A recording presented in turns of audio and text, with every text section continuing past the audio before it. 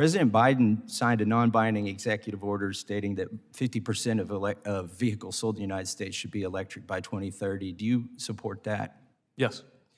And he also said that by 2035 that 100% of the federal government fleet should be electric. Do you support that? Yes.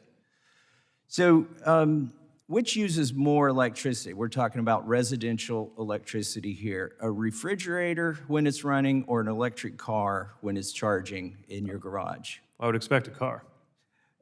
Would you say it uses twice as much or 25 times as much? I would think closer to 25 times as much. Yeah. It's actually 50 at the instantaneous moment, but over the course of a year, if I take the numbers from the U.S. Department of Energy about the average household, how many vehicles they own and how far they drive, over the course of a year, an American household would use 25 times as much electricity for their electric car as they would for their refrigerator if they had 100% adoption. And the average family has 2 vehicles, and this would be if the average family had 2 electric vehicles.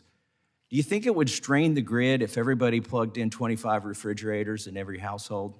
Well, if we didn't make any upgrades to the grid, sure. I mean, if we had yesterday's grid with tomorrow's cars, it's not going to work. It's one of the reasons why we believe that infrastructure includes electrical infrastructure and argued for that to be included, as it thankfully was in the bipartisan law.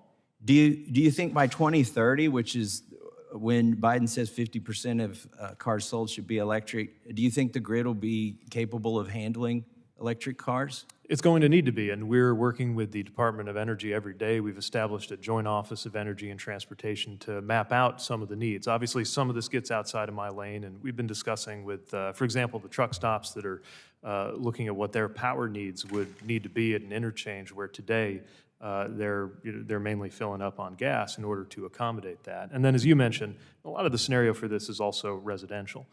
But it's also worth pointing out that while a typical driver who adopts electric is using more electricity, at the end of the day, they're using less energy because of the efficiency benefits of getting that energy produced at utility. The problem is we don't have the fuels in your capacity to produce that energy. You aptly use the word need. You could say want as well. There's needs and wants to make this fantasy work by 2030, but the reality is the capability is not going to be there. The average household uses 17% of their electricity for air conditioning. And that would mean the average household uses 1,870 kilowatt hours per year for air conditioning. If that average household plugged in electric cars, do you know how much more electricity they would use in comparison to the air conditioning that air conditions their whole house? No, but again, I would emphasize it will Let be me help less you. Let me help you energy with that first before we go on, because the numbers are important. It would take 4 times as much electricity to charge the average household's cars as the average household uses on air conditioning.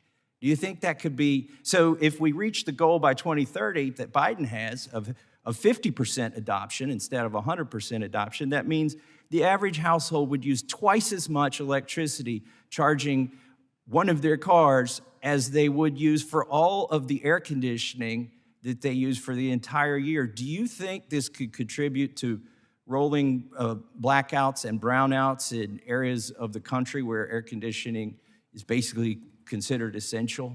Not if we prepare.